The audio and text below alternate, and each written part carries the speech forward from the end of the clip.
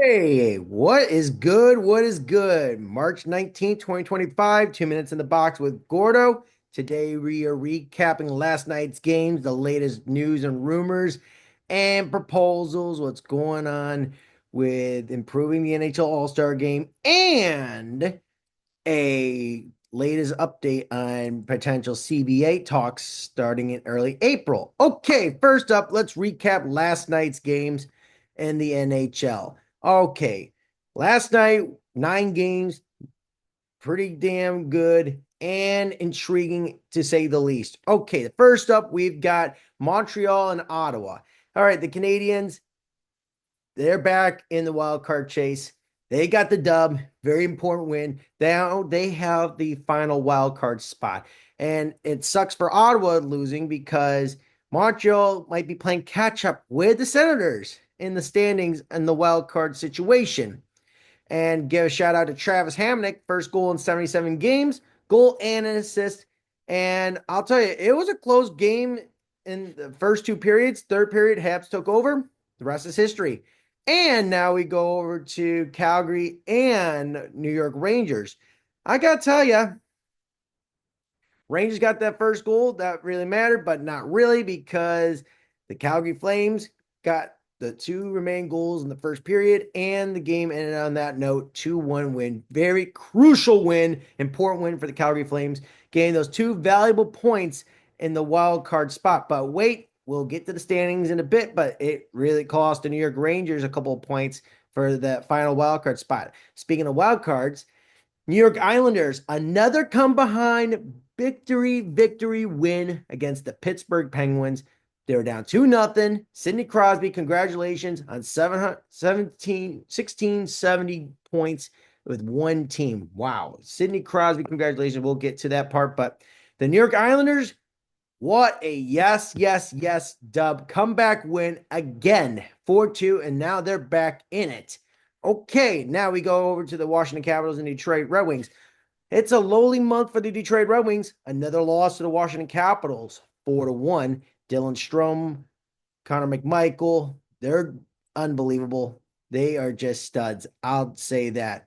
Pierre-Luc Dubois, Tom Wilson, congratulations on his first 30-goal season. He is amazing. He's the complete package. He is an antagonist. And I would like to also congratulate a certain Belarusian with the most points in the regular season of all time.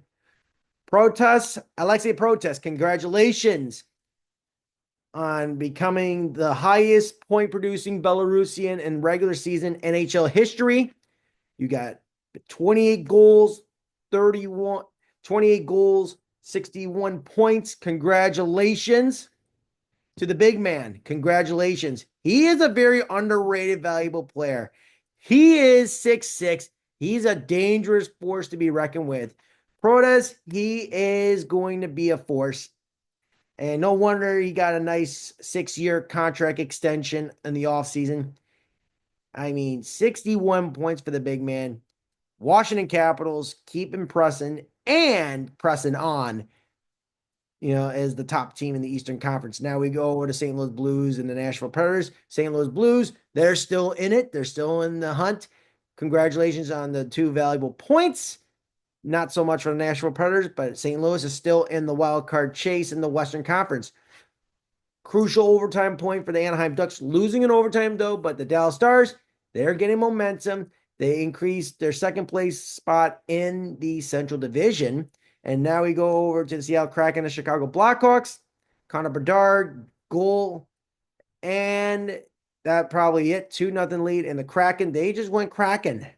They went breaking backs. And Shane Wright, man, that dude is picking it up. He's on fire. I got to tell you, Shane Wright might have been the right pick, for the Seattle Kraken. And he is the perfect player that fits into their system. 17 goals. He's projected to end up with 25 to 30 goals at the end of the season. I mean, Shane Wright, he's finally found the right to the light. All right. He's finally found his way. And Jared McCann, he's been playing well. He's been playing better of late. And Jordan Eberle, the captain of the Seattle Kraken, He's impressive indeed, coming back from a arthroscopic knee surgery. He's been playing well as late. And I'll say this, man, it's been years he's picking it up. He's on pace for 25 goals this season. And we had an unfortunate blowout. Edmonton Oilers against the Utah Hockey Club. The Oilers 7-1 against the Utah Hockey Club. Oilers, though, they did get a couple of points to be like second place in the Pacific Division, I should say. And Utah not getting those 2 points for the wild card, very costly indeed. And an upset victory, Vancouver Canucks against the Winnipeg Jets, 6-2 Canucks. And the Canucks get into the final wild card spot so far. What an upset victory against the Winnipeg Jets. The Winnipeg Jets to me lately, they have been slacking lately. They have been slacking. I don't know. It's one of those days, It's just one of those days. But, March has been a little rough on the Jets, though. Okay, now we get over to the two games tonight. All right, we've got the Colorado Avalanche and Toronto Maple Leafs marquee matchup. You've got Nathan MacKinnon and Cal McCarr against Austin Matthews and William Nylander. And this is a very unique matchup. Toronto trying to tie up with the Florida Panthers in the Atlantic Division, and Colorado trying to get sneaking into second place in the Central Division. And meanwhile, in the 9:30 slot, Seattle Kraken playing another game, a back-to-back against the Minnesota Wild. This right here, I don't know what the results are going to be for this one. Minnesota, they got to creep up in the Central Division, but the wild card, they got the first wild card. And both games, they will be on TNT tonight. And let's get updated with the standings, all right? First up, Atlantic Division, Florida Panthers, no surprise, 85 points. Second and third tied between the Tampa Bay Lightning and the Toronto Maple Leafs, each with 83. In the Metropolitan, you've got the Washington Capitals with 98. Meanwhile, the Carolina Hurricanes, 86. And the New Jersey Devils with 80 at third place. Wildcard one, the Ottawa Senators with 77. And meanwhile, the Montreal Canadiens with 73. And, let's see here. Ottawa is 6 points behind Tampa Bay and Toronto for second and third. And meanwhile, we've got the wild card, with Montreal Canadiens. We got some teams, fighting for that final spot. New York Rangers still with 72. And the New York Islanders, though, and Columbus Blue Jackets and the Detroit Red Wings with 70 points each and 69 for the Boston Bruins. Yeah, it's going to be pretty interesting tomorrow night, though, because we've got a lot of games, 14 games on the dock, all right? And then now we've got a interesting scenario in the Central Division. You've got the Winnipeg Jets with 98 points, top in the West. Then you've got the Dallas Stars, 89, Colorado Avalanche with 85. Colorado's playing tonight. If they win against Toronto, they're 2 points behind the Dallas Stars. Meanwhile, out in the Pacific Division, you've got the Vegas Golden Knights with 86, and then you've got Edmonton at 84 and LA at 81. It's just so tiring. I mean, here we go again. It's Edmonton, LA in the first round again. And hopefully that changes, though. Hopefully that changes. And meanwhile, on the wild card one, Minnesota Wild with 81, and they are 4 points behind the Colorado Avalanche. And Minnesota is scoreboard watching because they're praying for Toronto to win so they can play a little catch up. So if Minnesota wins, they get 83, and they might be 2 points behind Colorado and Vancouver with the final wildcard spot with that victory last night over the Winnipeg Jets. So currently, we've got Vancouver with that final wildcard spot. Meanwhile, you got the St. Louis Blues, Calgary Flames, Utah Hockey Club, and the Anaheim Ducks are still in this wildcard chase. And, I'll tell you, everyone, scoreboard watching, standings watching is the most important time of the year because everybody wants to know if they're in or out. Yeah. So it is going to be one of those things. All right. So let's get to Sidney Crosby. Congratulations on Sid breaking the one of Wayne Gretzky's records. So basically, Gretzky, who had 1669 points with the Edmonton Oilers with one franchise. Now Sidney Crosby, on the other hand, he is breaking that record. So Sidney Crosby broke that record. Now Sidney Crosby has 1670 with one team, and now he's behind Mario Lemieux. He's behind Stevie Y and Gordie Howe. So you got some climbing to do, Sid. That record chase is not over yet.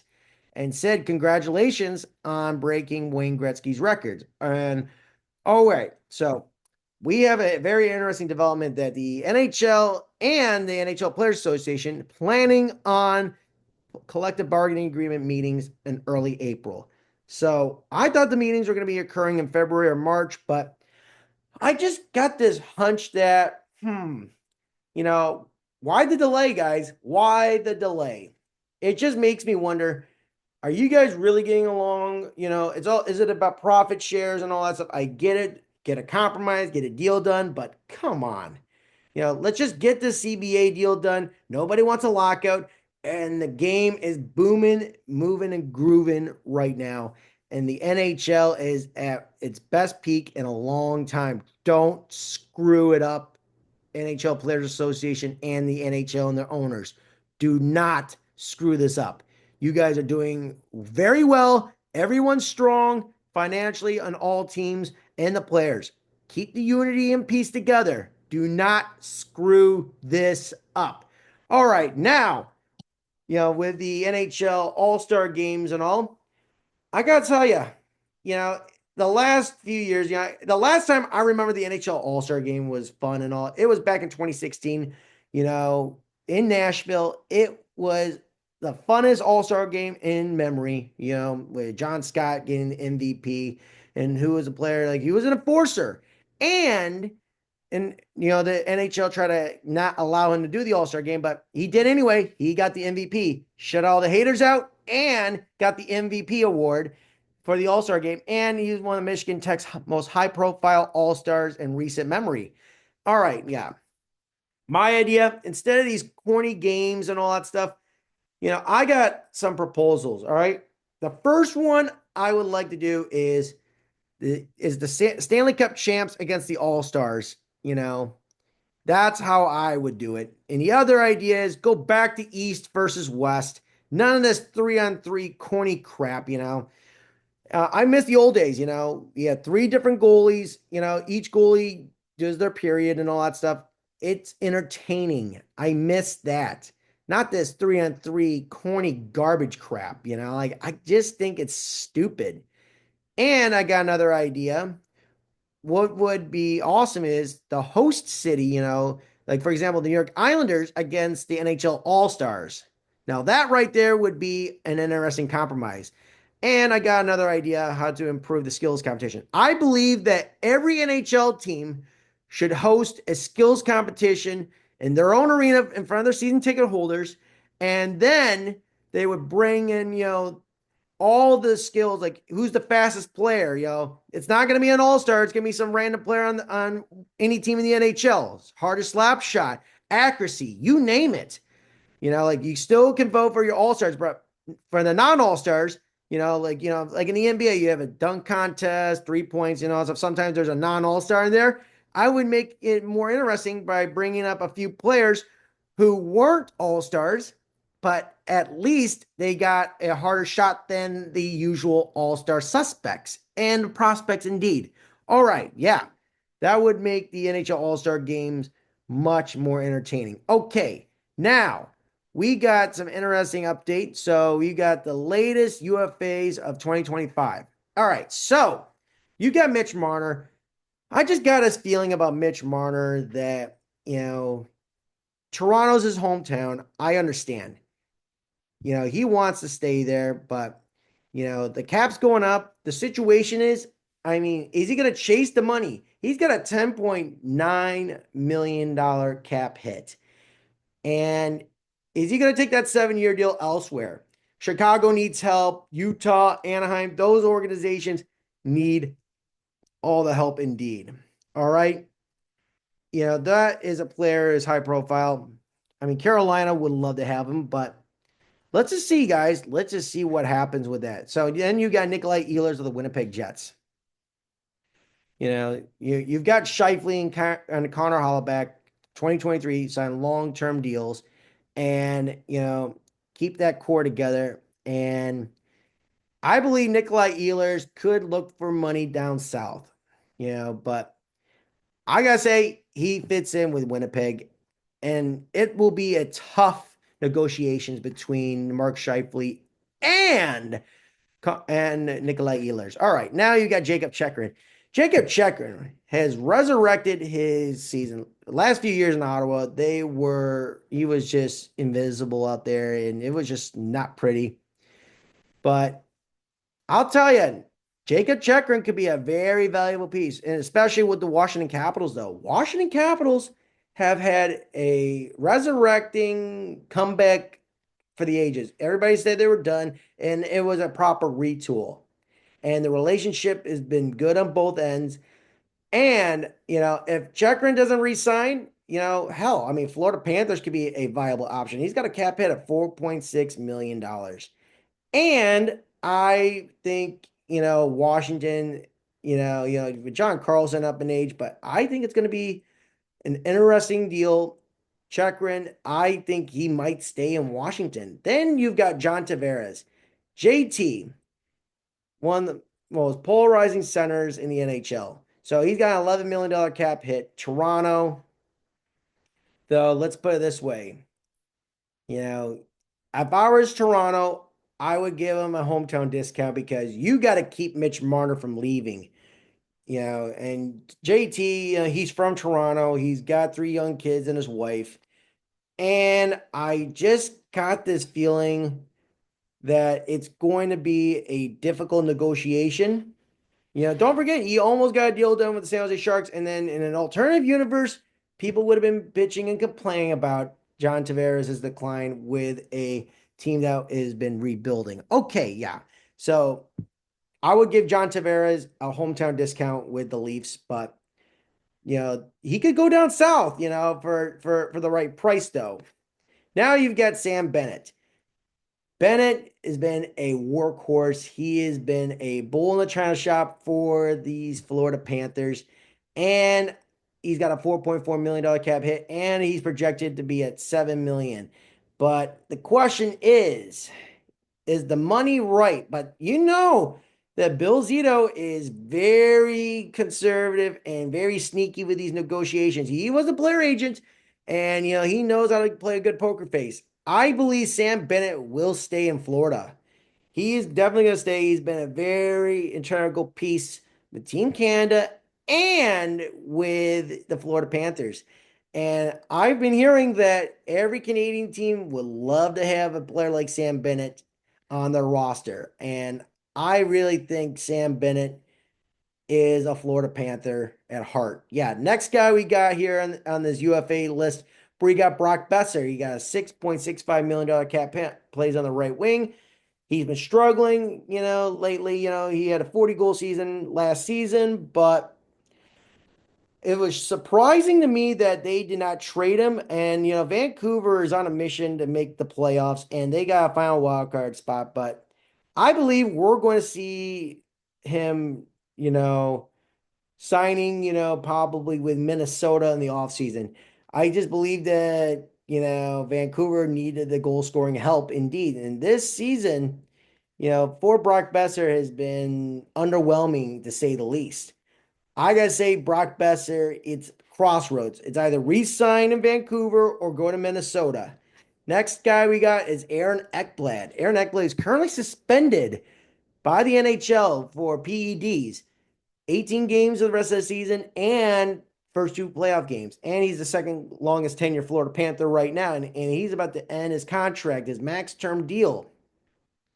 And so basically, we've been hearing that neither Ekblad nor management have projected concern here. But despite the uncertainty at the trade deadline, with another defenseman, Seth Jones, I feel like Aaron Ekblad, you know, he basically is going to be staying with Florida. But I just think that, this PED suspension just made his value go down. And and the other thing too is he's already made 62.775 million tax free, state tax free and all that stuff.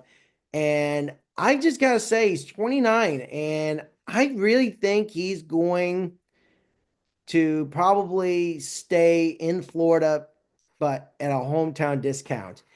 And then you got Brad Marchand, another UFA Florida Panther who has yet to play for the Florida Panthers.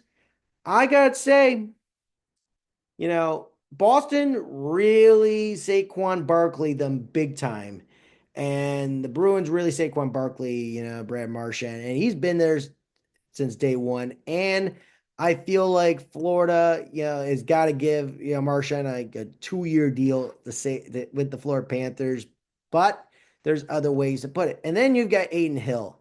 Aiden Hill, he just signed a 6-year contract extension on the 14th of March. That was about 5 days ago. So basically, he got his money. And now you got Brock Nelson, who's a UFA currently with the Colorado Avalanche, former New York Islander. I gotta say, Brocky is going to be either Colorado, Minnesota, or New York Islanders. I think it's going to be an interesting negotiation to say the least, but it would be interesting. Like I said, it'd be Colorado, it would be Minnesota, or the New York Islanders, or maybe the Detroit Red Wings. Then you got Neil Ponick. All right, Neil Ponick. Let's put it this way: Winnipeg Jets, top four defense. I gotta say, Winnipeg. You got the Nikolai Ehlers situation. I would keep your depth. You got to keep that depth there, and you got to get the deal done. Now you got Matt Duchene. Matt Duchene, former Nashville Predator. He is having another standout year. 25 goals against 65 plus points. And I gotta say, Dallas, your window's still open. I would definitely keep you here for another year or two. I would give Matt Duchene 2, maybe 3-year contract extension. That's what I would personally do. Now you've got your notable UFAs such as Jamie Benn, Jonathan Drouin, Ryan Donato, Jack Roslovic, Brent Burns, Patty Kane. You got Claude Giroux, Gustav Nyquist. You got Dmitry Orlov. You got Vladimir Gavrikov, you got Ivan Provorov, Taylor Hall, Kyle Palmieri, Dan Vladder. Then you got Ryan Lindgren. Then you got Brandon Tanev. You've got Anthony Mantha, Ryan Johansson, and Jeff Petrie, Andrew Manapani. You've got Andre Kuzmenko. You've got Jan Gord. Then you've got Mikhail Grenlin, Riley Smith, Tanner Jeannot, Jeff Skinner, David Savard, Alexander Georgiev, Piotr Sutter, Tony DeAngelo, and Victor Olofsson. Yeah, you've got some very interesting names. You've got some very interesting names on this UFA list. And meanwhile, on the RFA list, this RFA list has been, let's say, we got Evan Bouchard. He has got his arbitration rights. He's got a current cap hit at 3.9. Edmonton Oilers' best D man. I would keep him, Edmonton, get him a deal done quick. Then you got Luke Hughes. I say get him a 4 or 5 year, 6-year contract extension. He's got no arbitration rights with a $925,000 cap hit. So keep him. Then you've got Noah Dobson from the New York Islanders. Keep him. Get him done. He's got arbitration rights, but get him a 6-year, 7-year deal right off the bat. Then you got Gabriel Velarde. He's done so well for the Winnipeg Jets. He is overcame a lot of injury and adversity. I would definitely get him a 6-year deal done right now. I mean, he's done so well for the Winnipeg Jets, part of that Pierre-Luc Dubois deal. Then you got Matthew Knies. Matthew Knies has got no arbitration rights, but he has been playing very well with the Toronto Maple Leafs so far this season. He is definitely an impact player and a fellow Arizonian. And, I'll tell you, Arizona's booming with hockey. They are growing like crazy. All right, now you've got JJ Peterka. He's got no arbitration rights, $856,000 cap hit. I would definitely get him a deal done, but you know, if I was Buffalo, Buffalo, that's going to be your best player. You got to get him a good contract. Don't screw around with this guy. If you screw around with him, JJ Peterka, he will walk out on you guys. Just like practically everyone who's won a Stanley Cup, such as Ryan O'Reilly, Jack Eichel, Sam Reinhart. I mean, the list goes on, Buffalo. Don't let JJ walk. Then you got Keandre Miller from the New York Rangers. He's got arbitration rights. And I say, if I was New York, you got to keep him. He's very smart on the back end. Now you've got Lucas Dostal. All right, Lucas Dostal, he's got arbitration rights. And I would say this, he's done well for the Ducks. All right. He's done very well for the Ducks. He's going to be your future. No one knows what's going to happen with Gibby. I sign him long term. All right. Now you've got Marco Rossi, Minnesota Wild. I was like, this kid has been a firecracker. He's done very well. Yeah, for all the crap he's went through, with illnesses and health. I'll tell you, he has been making a lot of noise in the second half of the season, with all the injuries, with Kirill Kaprizov. I would, yeah, he's part of your core. He's part of your future. And there were talks about him being traded and all, but get him signed, Minnesota. He is a very valuable piece. Then you've got Dmitry Voronikov. I gotta say, he's got arbitration rights, and he's been very well with the Columbus Blue Jackets. Get him signed now. And you've got Mason McTavish from the Anaheim Ducks. And he's been kind of been a mystery player. You got Troy Murray, that $49 million 7-year deal. And Mason's been an up and down type of player so far this season. I gotta say, he's gonna get like a bridge deal. They're gonna be very cautious. They want to give that similar deal of a Trevor Zegras type of deal, but more like a 4-5 year deal. So then you've got Fabian Sutherland. He's done spectacular with the San Jose Sharks, but he's not re-signing just yet, entering his final bridge pack deal. But $1.45 million cap hit on arbitration rights. And be careful. Be careful. You just traded him to Ottawa. You traded him to Ottawa, and he's going to get a big contract deal with the Sens. And San Jose, you botched it big time. And meanwhile, the notable pending RFAs, you've got Ryan McLeod, you got Philip Kruzesov, you got Morgan Frost, Joel Hoffer, you got Will Cooley, then you got Connor Zayar, then you got Devin Levi, you've got Danny Tarasov, then you got Mason Laurie, Tyson Forster, Cameron York, Bowen Byram, Morgan Geeky, Luke Evis-Gala, and then you've got Alex Holtz, Simon Holmstrom, Alex Lafayette. Then you got Hendrix Lapierre, Capo Caco, Jack Bain, Jack Quinn, Adam Bootquist, Nick Robertson, Alex Romanoff, and Panas Holmberg. Yeah. We're going to see almost majority of those RFAs re-sign with their teams, but a few will walk away on a matching offer. Yeah. So we're going to have a quiet night in the NHL. 2 games. They're both on TNT. This has been 2 Minutes in the Box with Gordo. Don't forget to like, follow, subscribe on Instagram, YouTube, Facebook. Instagram, I said again. Then you've got TikTok, Rumble, True Social, etc. Have a great rest of the day, everyone, and enjoy spring. And it's around the corner tomorrow.